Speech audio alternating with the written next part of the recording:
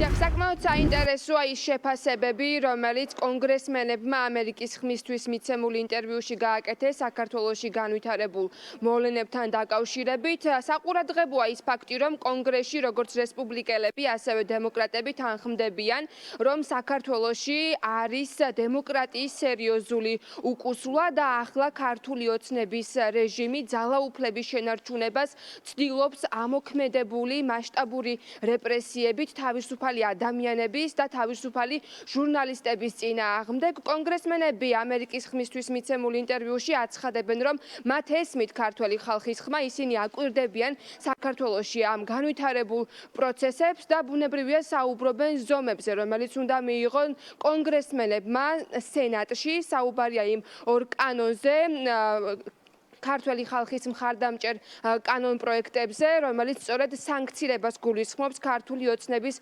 რეჟიმის წარმომადგენლების. ჯო ვილსონთანაც ჩაწერეს ინტერვიუ ამერიკის ხმის ჟურნალისტებმა. ის საუბრობს იმაზე, რომ დონალდ ტრამპისთვის მნიშვნელოვანია თუ ვისთან აქვს ურთიერთობა ქართული ოცნების რეჟიმს. ფაქტობრივად ჯო ვილსონი ამბობს, რომ ქართული ოცნება ურთიერთობს სწორედ კომუნისტურ პოლიტიკურ პარტიებთან, როგორიც არის ჩინეთი, ირანი და ეს მნიშვნელოვანია ამერიკის შეერთებული შტატებისთვის.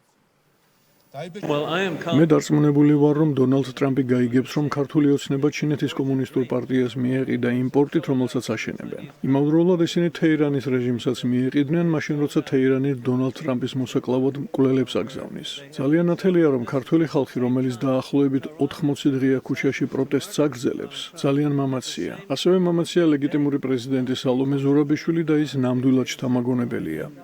ის რა საქართველოში ხდება შემაშფოთებელია. ამერიკა საქართველოს თავისუფლების მოყარე მოსახლეობის გვერდით დგას. იმ ხალხის, ვისაც ავიწროებენ, ხალხის, ვისაც აპატიმრებენ. ჩვენ მათ გვერდით ვდგავართ და მე ნამდვილად ვაპირებ მათი ხმა გავაჟღერო ისევე, როგორც მსგავს სიტუაციაში მყოფი სხვა მოქალაქეების მთელ მსოფლიოში. საქართველოში სასწორს ედევს ის იდეა, რომ ქვეყნებს შეეძლოს საკუთარი მიმართულების არჩევა, საკუთარი სუვერენიტეტისა და იდენტობის გადაწყვეტა. რუსეთი ამას არღვევს საქართველოში, უკრაინასა და სხვა ქვეყნებში. ასე რომ ჩვენ უნდა ვიდგათ მტკიცედ და უზრუნველყოთ, რომ დემოკრატია მტკიცია და სუვერენიტეტი დაცული. მე კვლავ ღრმად შეშფოთებული ვარ საქართველოში დემოკრატიული უკუსვრით, თავისუფალ და ღია პრესაზე თავდასხმებით, დემონსტრანტებზე თავდასხმებით, ხშირად მათი ძალადობრივი დაშლით. საქართველოს ლიდერების ქმედებები მშვიდობიანი დემონსტრანტების წინააღმდეგ ნამდვილად არაა აყვავებული დემოკრატიის ნიშანი. მე და ბევრი ჩვენგანი ამას ძალიან დიდ ყურადღებას ვაქცევთ და ეს ორპარტიული საკითხია. რესპუბლიკელები და დემოკრატები ამის შესახებ ძალიან შეშფოთებულნი არიან.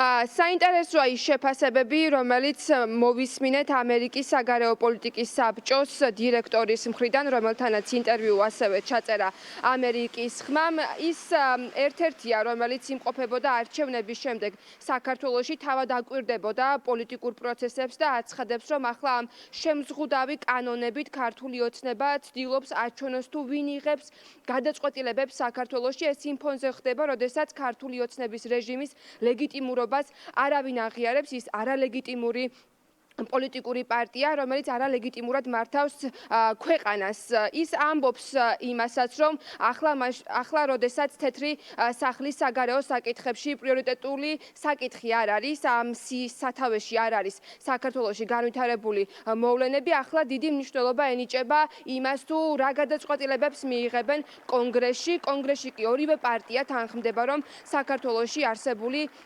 რეჟიმი სწორედ ცდილობს რუსეთთან, ჩინეთთან, ირანთან დაახლოებას, რაც ამერიკის შეერთებული შტატებისთვის არის მიუღებელი. მათ შორის არაერთხელ კონგრესში ორივე პარტიის წარმომადგენლებმა თქვეს, რომ დემოკრატიაზე თავდასხმა ეს ნიშნავს ამერიკის შეერთებულ შტატებზე თავდასხმას, თავისუფლებაზე თავდასხმას, რასაც ვერ შეეგუება შეერთებული შტატები. ამიტომ არსებობს მოლოდინი და როგორც ამას კონგრესმენები ამერიკის ხმისთვის მიცემულ ინტერვიუში ამბობენ, მათ უნდა მიიღონ ზომები იმისთვის, რომ დადგნენ ქართველი ხალხის გვერდით. მადლობა ნინო, პირდაპირ ეთერში ნინო ელიკაშვილი საუბრობდა.